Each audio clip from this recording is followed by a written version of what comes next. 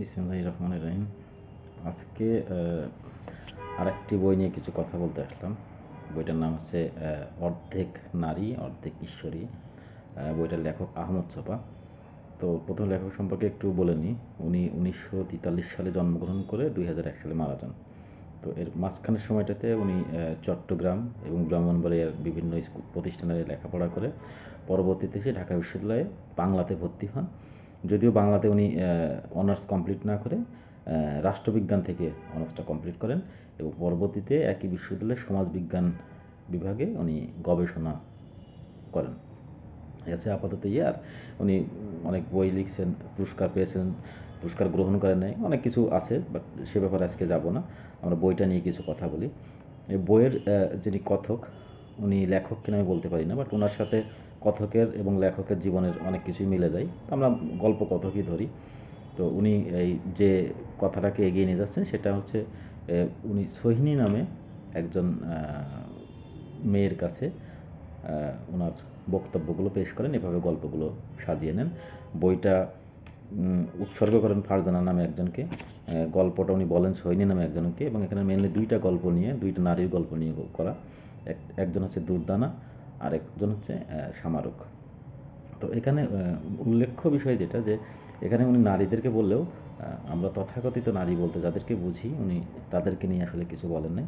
উনি যে নারীদেরকে এখানে তুলে ধরতে চেষ্টা করেছেন তারা হচ্ছে সমাজকে মেনে নিয়ে চলে না, সমাজকে মানিয়ে নিয়ে বা মানাতে বাধ্য করেন এই ধরনের, যারা একটু সমাজকে মানে বুড়ো আঙুল দেখিয়ে চলতে চায়, এই ধরনের মেয়েদের নিয়ে, দুজন মেয়েকে নিয়ে কথা বলতে চেষ্টা করেছেন। তো আমরা দেখি প্রথমে উনি বলছেন দুর্দানা নিয়ে। তো দুর্দানা এমন একজন মেয়ে যে ওই সময়ে বাইসাইকেল চালাতেন। এখন হয়তো এটা অহরহ স্কুটি চালাচ্ছে, মোটর সাইকেল চালাচ্ছে, কোনো ব্যাপার না, রাস্তাঘাটে বিড়ি সিগারেট খাচ্ছে মেয়েরা, ব্যাপার না। বাট ওই সময়ে বাইসাইকেল চালানোটা অনেক বড় একটা ইয়ে ছিল। উনি যে সময়ের কথা বলছেন, ওই সময় সিগারেট খাওয়াটা একটা বড় ব্যাপার ছিল। দুর্দানা সেটা করতেন। এবং এখানে কথিত আছে যে ওনার এক ভাই মানে বামপন্থী দলের আন্ডারগ্রাউন্ডের একজন নেতা ছিলেন। তো তারই ক্ষমতায় উনি এগুলো করতেন। আর সে অবস্থায় কোনো একটা ঘটনাক্রমে দুর্দানার সাথে লেখকের পরিচয় হয়। লেখক তখন ঢাকা বিশ্ববিদ্যালয়ে গবেষণা করতেন এবং উনি আন্তর্জাতিক হল সেখানে থাকতেন।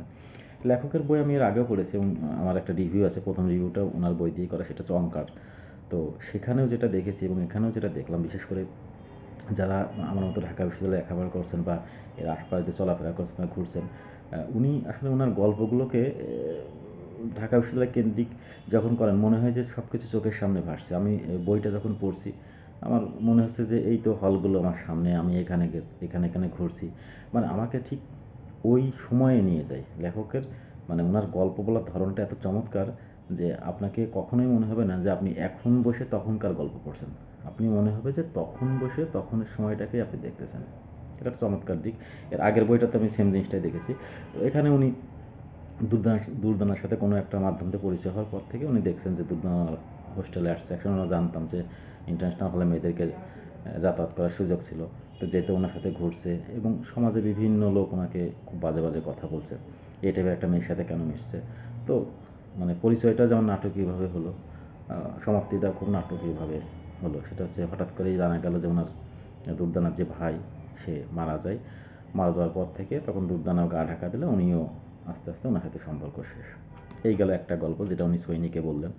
পরবর্তীতে বইয়ের প্রায় 1/3 অংশ জুড়ে সামারকের গল্পটা চলে আসে। সামারক একজন চমৎকার সুন্দরী একজন মেয়ে, মানে যে কেউ তাকে বিয়ে করার জন্য পাগল থাকবে বা যে কেউ তাকে ভালোবাসতে চাইবে, এই ধরনের একটা মেয়ে। তো উনিও লন্ডনে লেখাপড়া করছে, সেখান থেকে বাংলাদেশে এসে কোনো একটাভাবে কারো একজন সুপারিশে ঢাকা বিশ্ববিদ্যালয়ে ইংলিশ বিভাগে চাকরি হয়ে গেল। কিন্তু চাকরি হওয়ার পরে যেটা সমস্যা হলো যে ওখানকার যিনি চেয়ারম্যান শফিকুল গল্পকথকের ভাষ্য মতে তিনি আর তাকে এখানে জয়েন করতে দিবে না এ ব্যাপারে, এবং খুব উঠে পড়ে লাগলেন। উনি তখন ওখানকার চেয়ারম্যান, তিনি জয়েন, হ্যাঁ, যা বলছিলাম যে চেয়ারম্যান ওনাকে জয়েন করতে দিবেন না, যার দরুন সামারক অ্যাপয়েন্টমেন্ট লেটার পাওয়ার পরেও চাকরিতে জয়েন করতে পারছে না।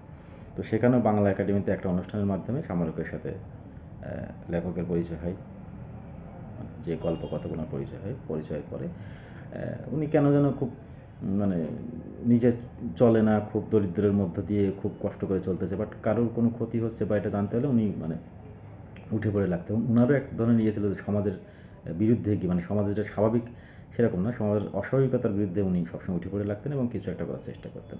তো এখানে উনি শামারুকের সাথে মেশা শুরু করলেন, তাকে উপকার করার জন্য তার দিকে এগিয়ে গেলেন, সেও এগিয়ে আসলো, শামারুকের কবিতা লিখতেন, সেই কবিতা শামারুক পড়ে শোনাতো, শামারুকের কবিতাগুলো ওনার খুব ভালো লাগতো। এভাবে দুজন অনেক মেলামেশা করতেন, বিভিন্ন জায়গায় ঘুরতো এবং অনেক উচ্চ উচ্চ সোসাইটিতে যেখানে লেখক কখনোই যাননি সেখানে শামারুক তাকে নিয়ে যেতেন এবং এক এক দিন এক এক জায়গায় নিয়ে যেতেন, উনি খুবই অভিভূত হতো।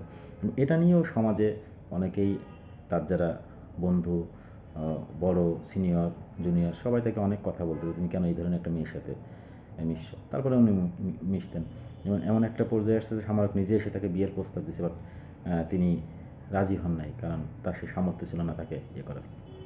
তো একটা পর্যায়ে মনে হয়েছে যে না, এই অবস্থায় আমার তো কিছু করা উচিত, আমি আসলে মেয়েটা চাকরিটা যাতে ফেরত পায় সে ব্যাপারে আমি আমার সর্বাত্মক চেষ্টাটা করি। তো সে চেষ্টা করার জন্য উনি যেটা করছেন যে চলে যান ইয়েতে আপনার কোনো একটা মাধ্যম দিয়ে প্রধানমন্ত্রীর কার্যালয়ে উনি ওনার সুপারিশটা পাঠাতে পারেন এবং সে পর্যায়ে গিয়ে প্রধানমন্ত্রীর কার্যালয় থেকে সুপারিশ করা হয় এবং উনি চাকরিটা পেয়ে যান শামারুক। তো শামারুক যখন চাকরিটা পেয়ে যান তখন শামারুক আবার ইউটার্ন নেন। কীভাবে ইউটার্ন নেন এটা হচ্ছে বাস্তবতা। সে যখন চাকরিটা পেয়ে যান তখন সে দেখেন যে যে ডিপার্টমেন্টে তাকে চলতে হবে, যে চেয়ারম্যানকে তাকে সমীহ করে চলতে হবে, তাদের সাথে দেখা যাচ্ছে খুব অন্তরঙ্গভাবে আর মেলামেশা শুরু করেন এবং এটা দেখার পরে লেখক খুব কষ্ট পান এবং কষ্ট পেয়ে উনি আস্তে আস্তে ওনার থেকে ফিরে চলে আসেন। এমত অবস্থায় একদিন জানা যায় যে শামারুক শাহরিয়ার নামে আরেকজনের সাথে খুব ঘনিষ্ঠভাবে মেলামেশা শুরু করছেন। এই শামারুকও ছিল এই গল্পকথকের এক ছোট ভাই, যে একসময় তার ভর্তি বাতিল হয়ে যাচ্ছিল, সে টাকাটা লেখক তার প্রথম বই প্রকাশের টাকা দিয়ে তাকে হেল্প করে, অথচ সেই শাহরিয়ার সেই টাকা নিয়ে বিভিন্ন নষ্ট পাড়ায় গিয়ে আনন্দ করতো। তো এটা লেখক এক সময় জানতেও পারে এবং তাকে হাতে নাতে ধরে, তারপর থেকে তার সাথেও সম্পর্ক খারাপ হয়ে যায়। তো সেই শাহরিয়ারের একটা কঠিন রোগ হয় ওইসব নষ্ট করায় যাওয়ার জন্য, এবং যেহেতু শাহরিয়ার একজন কবি ছিল, কবি মহল থেকে তাকে অনেক টাকা পয়সা দিয়ে দেশের বাইরে পাঠানো হয় এবং 7-8 বছর প্রায় সে দেশের বাইরে ট্রিটমেন্ট নেওয়ার পরে দেশে আসছে এবং এনার সাথে মেলামেশা শুরু করছে এবং দেশের বাইরে থেকে বলে দিচ্ছে সে যদি রেগুলার ওষুধ ঠিকমতো খায়, রেস্ট নেয়, তাহলে ভালো থাকবে, নাহলে 3-4 মাসের বেশি বাঁচবে না। কিন্তু সে শামারুকের প্রেমে পড়ে তার সাথে বিভিন্ন জায়গায় ঘুরে বেড়াচ্ছে, রাত বিরাত, কোনো ওষুধের ঠিক নাই, রেস্টের ঠিক নাই। তো ওই অবস্থায় সেতে 3-4 মাসের বেশি বাঁচার কথাও না। তো এভাবে একদিন সে হাসপাতালে ভর্তি এবং শাহরিয়ার মারা যায়। তো মারা যাওয়ার পর আরেকটা ইউটার্ন এলো, ঠিক পরের দিনই শামারুক জমিরুদ্দিন নামে অখ্যাত একজন, তার গল্প আসলে এর আগে কখনোই এখানে আসে নাই, তাকে বিয়ে করেন এবং এখানে গল্পকথক খুব রাগের সাথে বলছে যে তার না আছে অঢেল টাকা পয়সা, সে কোনো শিক্ষক না, সে কোনো মানে ওরকম সুপরিচিত কোনো ব্যক্তি না, শুধু তার একটাই আছে সকাল বিকাল সে শামারুককে পিটাতে পারবে, এর বাইরে কিছু করতে পারবে না।